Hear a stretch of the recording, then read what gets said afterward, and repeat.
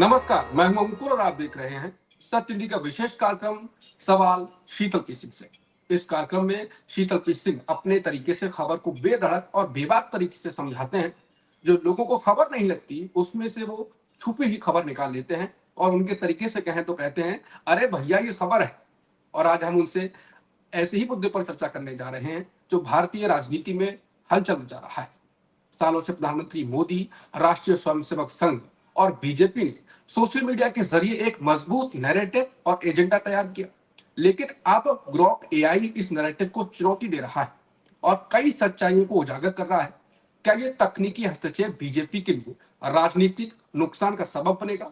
और सबसे बड़ा सवाल, पीएम मोदी अब क्या रणनीति अपनाएंगे? शुरू करें उससे पहले बता दें कुछ सवाल जो लोगों ने ग्रोक से पूछे। पहला सवाल कि भारत का सबसे सांप्रदायिक नेता कौन है? ग्रोक ने जवाब दिया और उनका नाम लिया। मोदी ने कौन से कौन झूठ बोले? ग्रोक ने झूठ बताए जिससे तहलका मच गया। मोदी और राहुल गांधी में से कौन बेहतर है? ग्रोक ने राहुल गांधी को प्राथमिकता दी। भारत में गोदी मीडिया कौन से चैनल है? ग्रोक ने कुछ चैनलों के नाम बताए। मोदी की डिग्री असली है या नकली? ग्रोक ने इस पर जवाब दिया। और सबसे संवेदनशील मुद्दा उसने खुद बताया और जो सवाल था, नरेंद्र मोदी ने कभी किसी लड़की की जासूसी कराई थी क्या? इस पर उसने बखिया उधेड़ दी। आइए अब शुरू करते हैं। शीतल से सवाल पूछेंगे।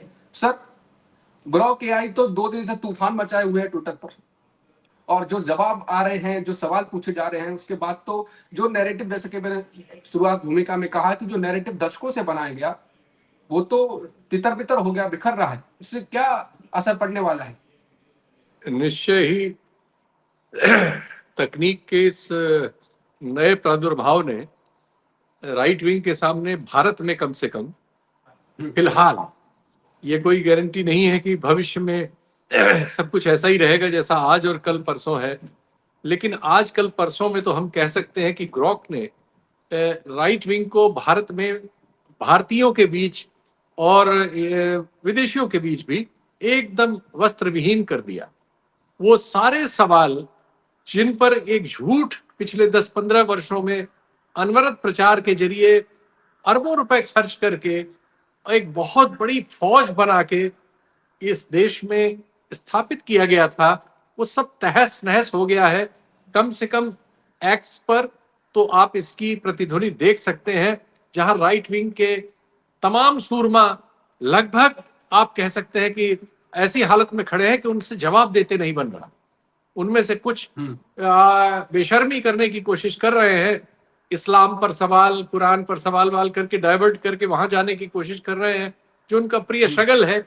लेकिन वो कड़े सवाल जिनका आपने जिक्र कर दिया, मैं अभी उनका ही जिक्र करता, इन सब पर जिस तरह से उन्होंने देश के राइट विंग के सबसे बड़े ब्रांड नरेंद्र मोदी जी को एकदम आप कह सकते हैं कमजोर विकेट पे खड़ा कर दिया है। उनकी शिक्षा के बारे में, उनकी शिक्षा की समतुल्यता बगल में राहुल गांधी के समकक्ष रख के, उनके नेतृत्व के गुण के बारे में, उनके झूठ बोलने के बारे में, उनके नीतियों के स्खलन के बारे में, यानी असंख्य। और वो चीज जिसका मैं वैसे जिक्र नहीं करता, निजी मामले होते हैं, लेकिन फिर भी वो एक ऐसे पद पर है कि उनके मामले निजी रह नहीं सकते।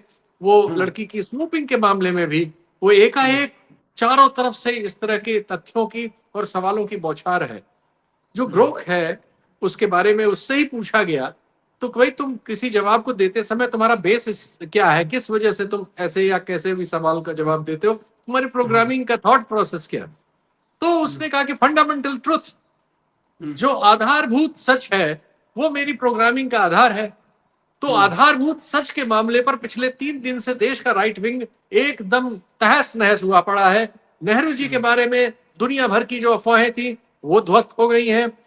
इंदिरा गांधी के बारे में, राहुल गांधी के बारे में, कांग्रेस के बारे में, विपक्ष के बारे में और राइट विंग के नेताओं के बारे में और उनकी खासकर सांप्रदायिकता वगैरह फैलाने के मामलों में बहुत साफ साफ उसने सब कुछ वही सब कह दिया है जो कि कहा जाना चाहिए, लेकिन जिसे भारत में तरह तरह से प्रतिबंधित कर लिया गया है। शीतल सर, एक दो सवाल का जिक्र करें, उसका जवाब किस टाइप का था जो कि परेशान कर सकता है बीजेपी और मोदी को? तो ये किसी भी चीज में सच सामने आने पे आप परेशान हो ही जाएंगे अगर आप झूठ पर खड़े हैं।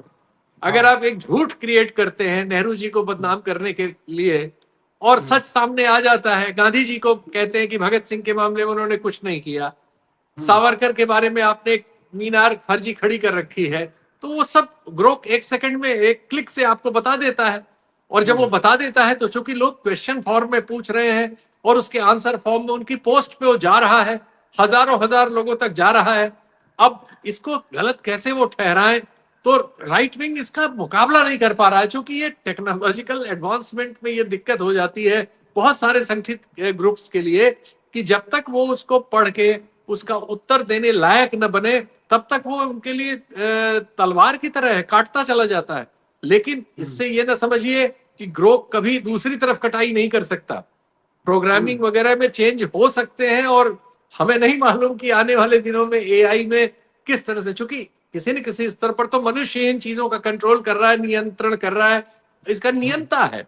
तो जो नियंता जहां मनुष्य है वहां निश्चित तौर पर मैनूवरिंग हो सकती है।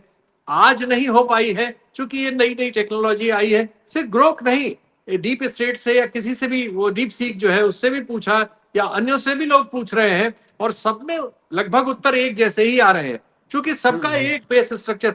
हाँ, ये जरूर है कि आप डीप सीक से चाइना के बारे में पूछेंगे तो देखिए वहां प्रोग्रामिंग नजर आती है। चाइना के बारे में वही सब बातें वो नहीं बताएगा जो अनकंफर्टेबल है चाइनीज एस्टेब्लिशमेंट के लिए। ऐसे ही ग्रोक से हम जब फिलिस्तीन युद्ध के बारे में बहुत सारे वैसे सवाल करते हैं, और वहां जो भूमिका है पश्चिम की, और जो इजराइल का रोल है, यूएन के रेजोल्यूशंस है, उस सब में उसकी भाषा और उसके उत्तरों में हम मैनूवरिंग पाते हैं। तो ऐसा नहीं है कि ये जो प्रोग्राम्स हैं इनमें सब में घपले नहीं किए जा सकते, लेकिन अभी भारत के एस्टेब्लिशमेंट की ताकत इतनी नहीं हुई है। कल वो उसको अरेंज कर ले, बात अलग है, लेकिन आज तो वो उसके उत्पीड़ित हैं।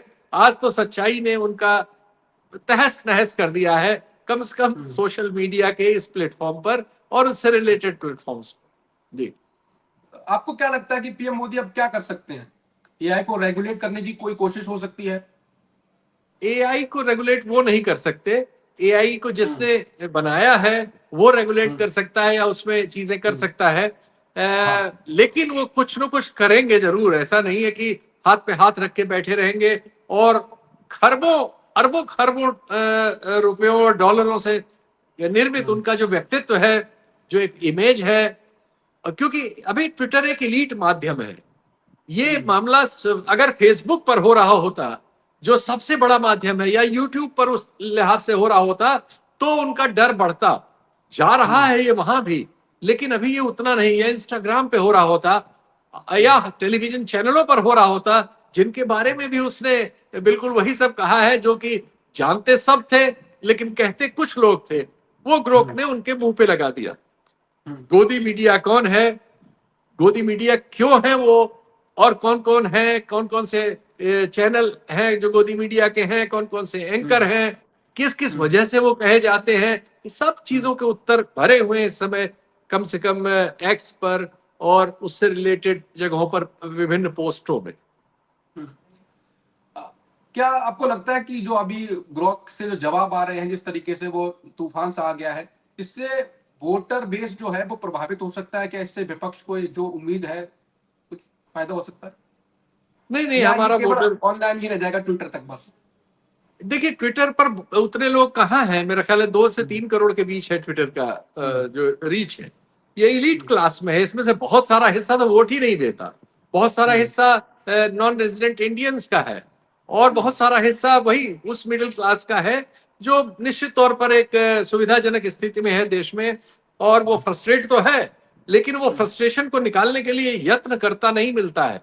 ये वो ट्विटर पर, एक्स पर या फेसबुक पर या इधर सब जगह तो अपना जो भी है उसका निकाल देता है, लेकिन आप उससे कोई ऐसी उम्मीद नहीं कर सकते जिस उम्मीद की जरूरत होती है समाज को। वो जरा कठिन चीज है उनके लिए। तो ये भी कह सकते हैं कि इसके जरिए वो अपनी जो उसमें ऊर्जा होती है, ऐसी ऊर्जा जो सरकार के खिलाफ जा सकती है, उसको ठंडा कर लेता है और उस फ्रस्ट्रेशन को निकाल लेता है।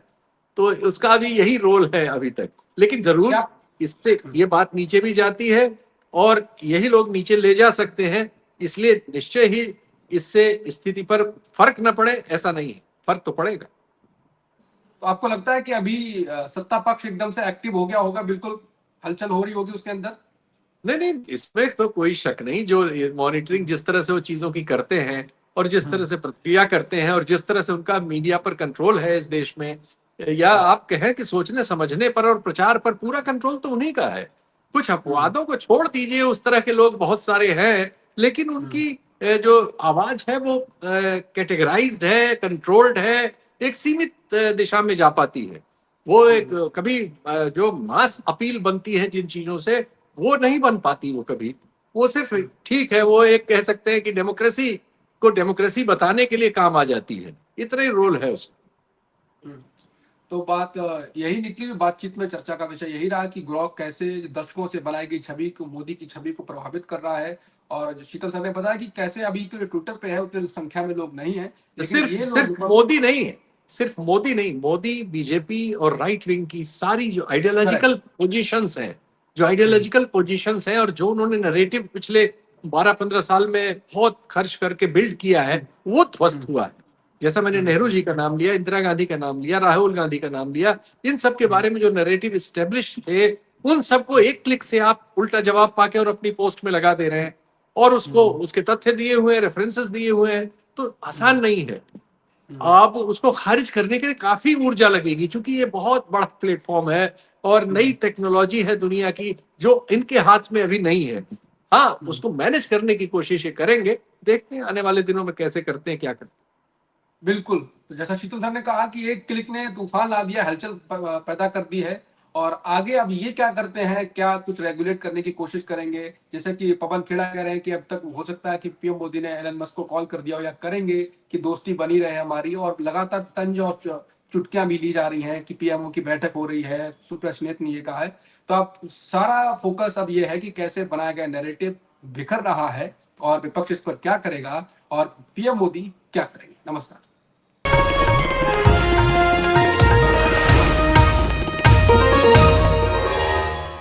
Copyright disclaimer under Section 107 of the Copyright Act 1976. Allowance is made for fair use for purposes such as criticism, comment, news reporting, scholarship, and research. Fair use is a use permitted by copyright statute that might otherwise be infringing.